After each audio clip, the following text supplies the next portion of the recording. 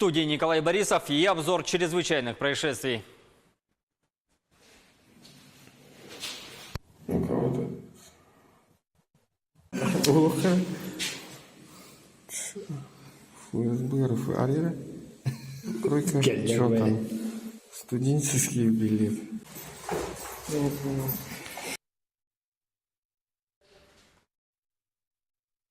В столице республики задержан 31-летний ранее неоднократно судимый мужчина. Напившись, он зашел в подъезд жилого дома на улице Халтурина и начал дергать ручки в поисках незапертой двери. Как говорят жильцы, он пытался проникнуть в квартиры соседей, при этом держал в руках кусок шлакоблока. До приезда наряда один из жильцов, который оказался сотрудником полиции, принял меры по задержанию правонарушителя. Шлакоблок отобрали и завели дело об административном правонарушении «Мелкое хулиганство».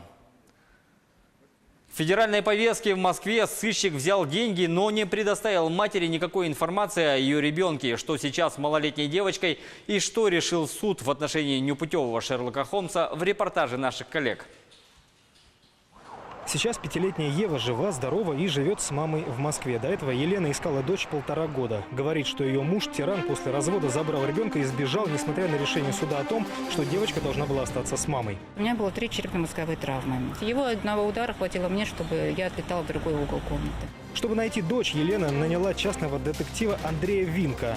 Вот только потом сильно об этом пожалела. Что он все-таки успел сделать? Ничего он не сделал, ни одного документа он не предоставил. Хотя в договоре было указано, что он предоставляет аудио, видеозаписи, фото, подтверждение своей деятельности. И вот на протяжении очень долгого времени он вообще ничего. То есть мы с ним общались по мессенджерам, через Facebook. Он обещал, он говорил, что да, работа ведется. К сожалению, никаких документальных подтверждений этому не было. Елена говорит, что сыщик взял почти 100 тысяч рублей и через месяц исчез. А когда она потребовала от него назад деньги, стал ее игнорировать. В итоге маленькую Еву нашла белорусская милиция под Минском. Отца арестовали, а девочку передали матери. Она живет со мной, все хорошо, здоровая, радостная. Мы сейчас проходим у психолога реабилитацию, поскольку была очень длительная разлука с матерью. Безусловно, это сказалось на ребенке. Поначалу девочка даже не узнала маму и не отзывалась на свое имя, но спустя время все наладилось. Найдя дочь, Елена решила разобраться с тем самым детективом через суд. К сожалению, я не проверила информацию о нем. Когда я набрала его имя, фамилию, отчество в интернете, в поисковике, вышло очень много негатива о том, что он давным-давно занимается вот такой деятельностью, то есть обманывает людей, не исполняет свои обязательства. И действительно, сеть пестрит нелестными отзывами о деятельности Андрея Винка. Некоторые люди пишут о том, что детектив задолжал им огромные суммы.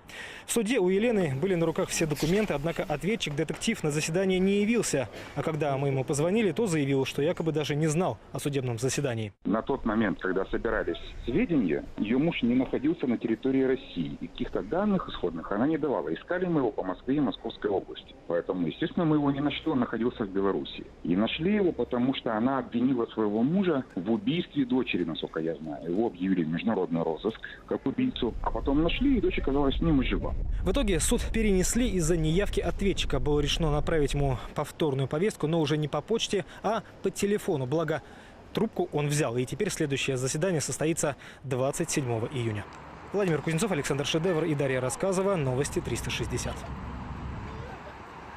Международной повестки в самом сердце Соединенных Штатов Америки возле Белого дома мужчина совершил акт самосожжения. Это второе происшествие за 2 месяца, рассказывает Никита Конев. Неизвестный мужчина в среду поджег себя возле Белого дома в Вашингтоне. Об этом сообщила секретная служба США. Все произошло в парке Эллипс. Это большое поле к югу от ограды резиденции президента Соединенных Штатов, довольно популярное у туристов. На место незамедлительно прибыла охрана и потушила огонь. Мужчине оказали первую помощь и доставили в больницу. В каком состоянии он находится сейчас, не уточняется.